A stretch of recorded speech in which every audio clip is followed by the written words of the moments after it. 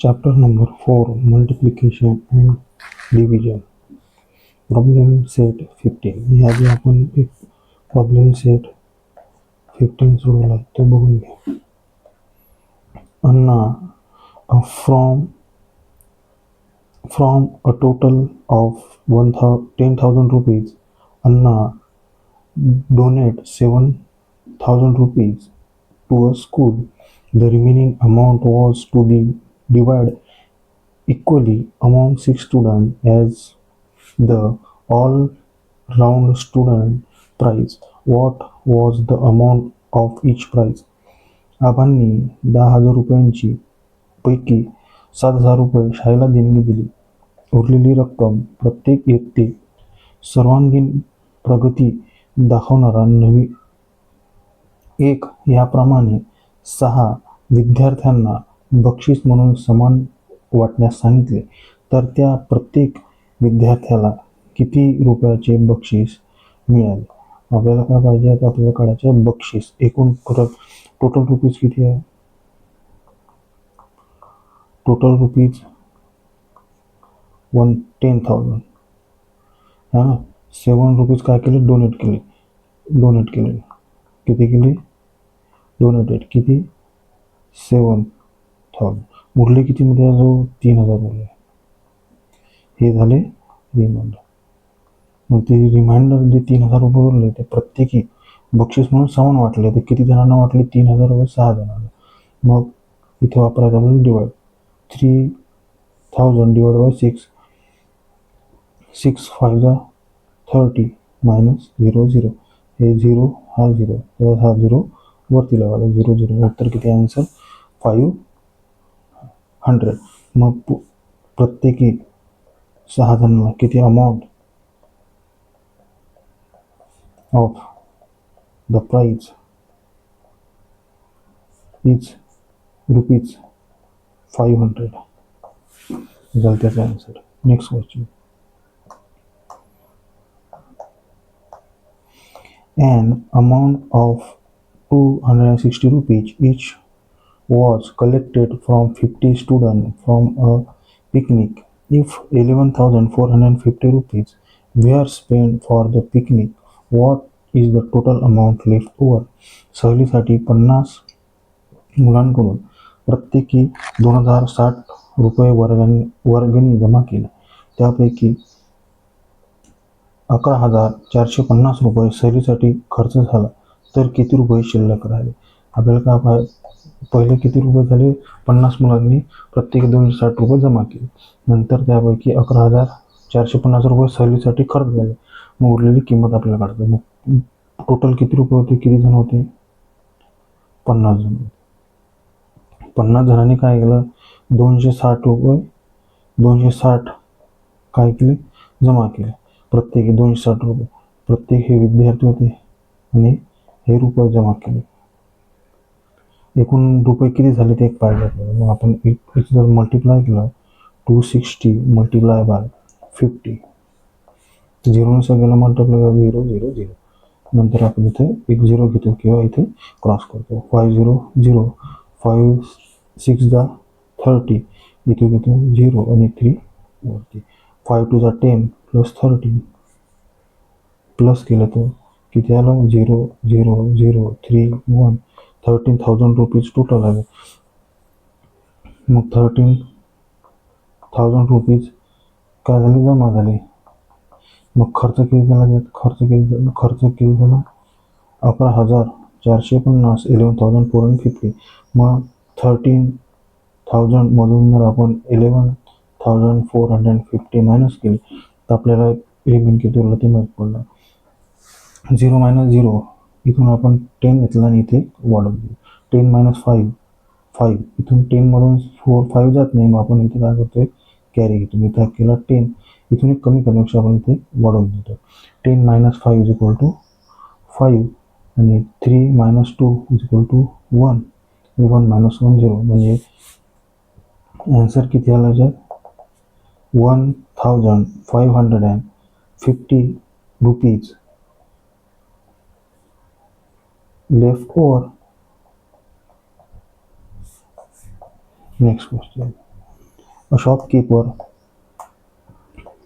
bought a sack of 50 kg, 50 kg of a sugar for 175 rupees. As the price of sugar fell, he had to sell at the rate of 32 rupees per kilo. How much less money he did he get than he had spent? एका दुकानदाराने साखरेची 50 kilogram वजनाची पोते 1750 1750 रुपयाने आणले. त्या साखरेचा भाव कमी झाल्यामुळे त्याला ती साखर प्रति किलोग्राम 32 रुपये दराने विकावी लागली. तर त्याला किती रुपये कमी मिळाले? 50,000 केजीने घेतली. पूर्ण टोटल त्याचे झाले 175 रुपयांनी त्यांनी घेतली. नंतर त्याचे प्राईस का झाले? ड्रॉप झाले. ड्रॉप किती झाले? 32 रुपये झाले. मग त्याला जी किंमत होती हे किती आली हे आपल्याला काय करायचं आहे? फाइंड करायचं आहे. मग किती? 32. मग किती आणली होती? 32 आणि 1 kg. 1 kg आणली आहे. मग 1 kg आपल्याला काढायला लागेल. 1 kg किती आहे? 32 है ना. 32 + 1 kg आणि किती हे 32 रुपयांनी किलोग्राम. पण 50 किलो आणली त्यानं. टोटल किती आणली होती? 50 kg. मग आपल्याला जर मल्टिप्लाय केलं तर आपल्याला टोटल मिळेल किती आहे? याचे टोटल किती येते मग? आणि प्लस किती होते त्याच्याजवळ अमाऊंट? 17,050. आपल्याला जर याचं केलं तर किती होणार? याचं मल्टिप्लाय केलं 0 2 0 3 0 0 नंतर 5 2 10 कॅरी 0 कॅरी 1 5 2 10 कॅरी 1 5 3 15 कॅरी 1 चा होता ते झाला 16 0 0 6 0 म्हणजे किती आहे उत्तर आहे? 16. 160,000 रुपये किती होते त्याजवळ आले होते टोटल. याने त्याला विकले आणि 17,500 रुपयाला त्यांनी सगळ्यात पहिले घेतले होते आणि नंतर ड्रॉप झाल्यावर त्यांनी 1600 रुपये ठेवले. उरले किती? 510 म्हणजे 15 रुपीज त्याला काय झाले? लेस झाले. Answer ₹150 less he got than he had spent. Next question. A shopkeeper bought 7 pressure cooker at the rate of 1,870 rupees per cooker. He sold them all for a total of 14,230 rupees. He get less or more money than he had spent. दुकानदाराने 1870 रुपयांस एक याप्रमाणे 7 cooker खरेदी केले. ते सर्व cooker 14,230 रुपयांत विकले. तर त्याला किती रुपये जास्त किंवा कमी मिळाले? 7 कुकर खरेदी केले. किती कुकर खरेदी केले? आणि दुकानदाराने 17,000 रुपयात एक प्रमाणे 7 त्याने विकले. त्याला किती लॉस झाला, किती प्रॉफिट झाला ते पाहतात. मग किती होते पहिले? 1,800 रुपीज कसे परचेस केले? काय केले? हे परचेस केले 1 कुकरसाठी. 1 कुकर असे किती केले त्यांनी? 7. म्हणून मल्टिप्लाय बाय 7. 7 0 7 7 मल्टिप्लाय बाय 49 इथ्याला 9 वरती दिला कॅरी वर घेतला 4 8 7 जा 56 56 plus 4 is equal to 60 0 6 carry 7 1 7 plus 6 is equal to 13. मग किती रुपये केले त्याने गॉट? ही परचेस प्राईस हे झाली परचेस प्राईस झाले. आणि मग त्याला किती रुपयाने विकले त्याने? 14,230 ला. मग त्याला जर आपण मायनस केले 14,230 मधून जर 13,090 मायनस केले तर आपल्याला मिळेल 0,4110. हे काय झालं त्याचे? हिवर त्याला किंमत काय मिळाली? जास्त मिळाली. He got answer 1,140 rupees he got more. Next question. For 14 families in a society together bought 8 sacks of wheat, each weighing 98 kilos. They share all the weight equally. What was the share of each family? एका सोसायटीतील 14 कुटुंबांनी मिळून गव्हाची प्रत्येकी 98 kilogram 98 kilo वजनाची 8 पोती आणली. त्यातील गहू त्या सर्व कुटुंबांनी समान वाटून घेतला. तर प्रत्येक कुटुंबाच्या वाट्याला किती किलोग्राम गहू आले?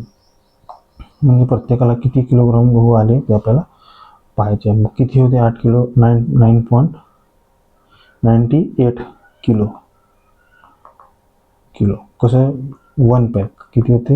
1 पॅक. तशी किती पॅक आहे? 8. मग जर आपण किती केले? 8 पॅक आहे. याचा मल्टिप्लाय केला तर किती येईल? 784. 784 हे काय झाले? पूर्ण टोटल गहू झाले. मग किती प्रत्येकाला किती वाटायला किती जण आहे एकूण? टोटल किती आहे? टोटल संख्या किती लोकांची?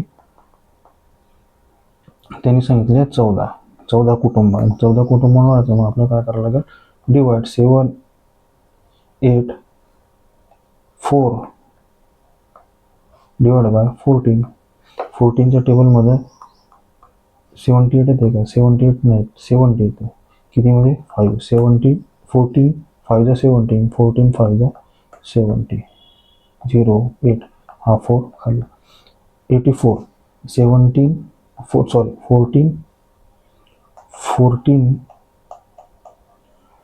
14 multiplied by 6 is equal to 84. इथे 14 6 जा 84 मायनस 0 0. किती आले प्रत्येकाला? 56. मग सर काय मिळणार? Share of each family is equal to 56 kilo.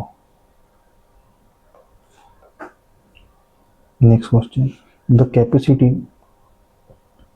capacity of an overhead water tank is 3000 liter. There are 16 families live in the building. Each family use 225 liter every day. What the tank fill to capacity he enough for all the family? If not, what will the daily shortfall be? एक इमारतीतील टाकीची धारकता म्हणजे जी capacity 3000 litre आहे, म्हणजे 3000 litre आहे. त्या इमारतीत 16 कुटुंबे राहतात, 16 फॅमिली राहतात. प्रत्येक कुटुंबाने रोज 225 म्हणजे 225 लिटर वापरले तर त्या पूर्ण भरलेल्या टाकीतील पाणी सर्व कुटुंबांना पुरेल का? पुरणार नसल्यास रोज किती पाणी कमी पडेल? मग आपल्याला पाहायचं किती लिटर आहे? 225 वन फॅमिलीसाठी किती आहे? 1 फॅमिलीसाठी. अशी किती फॅमिली आहे? 16. मग आपल्याला काय करायचं इथे? मल्टिप्लाय केल्यावर किती येणार इथे? 225 पर लिटर. किती फॅमिली आहे? 16 फॅमिली. किती फॅमिली आहे? 16 फॅमिली. 16. याचा मल्टिप्लाय 5 6 जा जो उत्तर आहे 5 3 3 1. अशी किती फॅमिली आहे एकूण?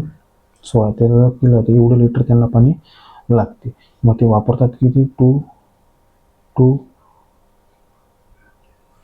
16. आता उरलं किती? 1 राहिलं. 5 2 2 0 0 10 कॅरी 5 1 6 2 + 1 3 म्हणजे 3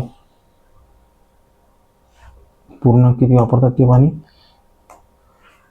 3600 म्हणजे 36,000 लिटर ते पाणी वापरतात. 36,000 पाणी ते पूर्ण यांना लागेल. पण पूर्ण टोटल किती पाणी आहे? 3000 म्हणजे 3600 मायनस केले 3000 मधून तर उरलं किती? 600. तर मग 600 त्यांना काय पडते? शॉर्ट पडते. 600 लिटर इज डेली शॉर्टफॉल. त्यांना 600 लिटर त्यांना रोज कमी पडते. थँक्यू.